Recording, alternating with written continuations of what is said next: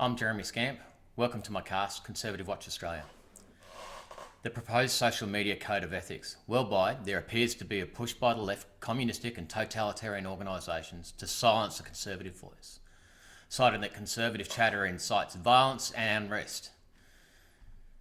A quote from the La Trobe University Associate Professor Andrea Carson reveals the global spread of online misinformation has the potential to erode fundamental elements of the modern civilization across much of the developed and developing world. And as such, efforts to tackle the issue require coordination and cooperation between the key players. Again, another quote from the same source. Based on expert interviews with journalists, academics, digital platform providers, human rights activists and others, the report shows that two early adopters of anti-fake news laws, Indonesia and Singapore, have used the new laws to silence critics accused of spreading fake news. Really? We're going to follow down the path of nations that hold completely different cultural and political views to ours. And Indonesia is a place where homosexuality can lead to you being beaten or killed in the name of their culture or ideology.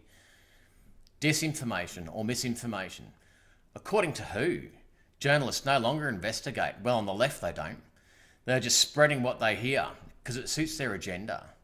And again, another quote from the same source. As misinformation is a widely shared problem, its mitigation and management must be a widely shared responsibility for all concerned.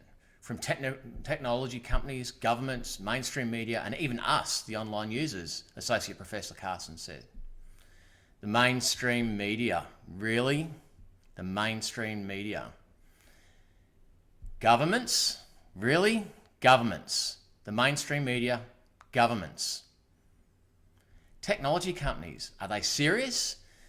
And funnily enough, surrounding all of this, it states at the bottom of the project, this has been an independent research project funded by Facebook in US. It reflects the views of the authors and should not be taken to reflect the views of Facebook. Ethics approval to undertake the research interviews was granted through La Trobe University. Oh my God. So we have Facebook, who are the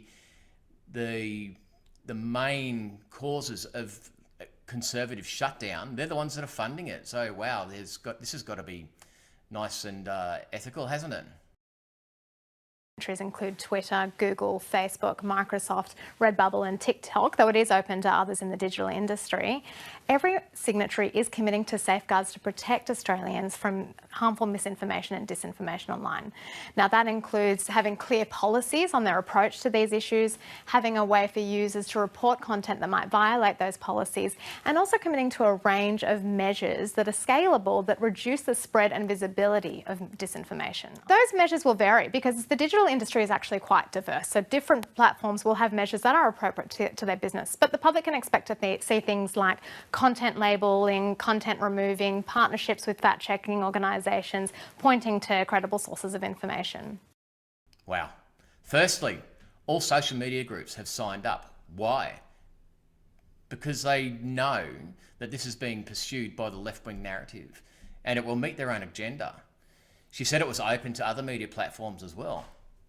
But there is some missing information here. Why have they not taken this up?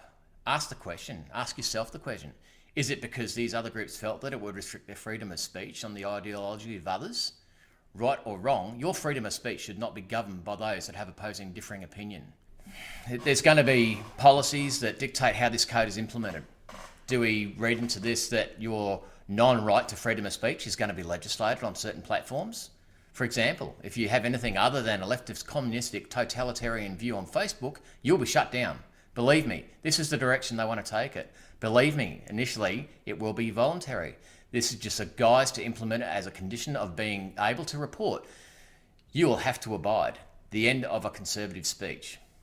They want to enforce content removal, content labelling, fact-checking. Really? Who's going to be the judge and jury on this? The left? I hope not. That's the world that we are living in now with fact-checking. Organisations such as Snoop and PolitiFact, who are notoriously left-wing biased, they have reported the same content differently depending on who has seen it. I can reflect you to a recent Ben Shapiro cast. Snopes, AOC versus Daily Wire. Was AOC in the Capitol building? mostly false, reported on the AOC tweet, then misleading on the Daily Wire tweet. Why is there a difference? It is because it's reported by a Conservative. So, what can we do about this? We can ensure we continue to have a platform supported by alternate social media, Rumble, Parler. We can make sure that we all call the left out on their rubbish. The time of the Conservative being quiet, being the quiet voice, has to stop. We need to ensure we avoid ending up with a left-oriented government, like what's happened in the States. We need to consolidate our Conservative vote to ensure that we keep freedom of speech. Please see my cast I released a couple of days ago for more on consolidating the fractured vote. Please don't forget to like and share my numerous platforms listed at the end of the cast.